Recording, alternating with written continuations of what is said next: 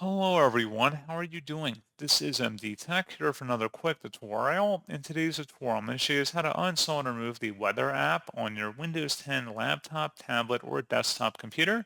So this should hopefully be a pretty straightforward process here, guys. And without further ado, let's go ahead and jump right into it. So all you have to do is open up the search menu and search for apps. Best results should come back with apps and features. Go ahead and select that. And then in the searches list field over here on the right, you want to search for weather. Best result should come back with weather. Go ahead and select it and then select uninstall. This app and its related info will be uninstalled. Go ahead and proceed with that. And that's all you have to do.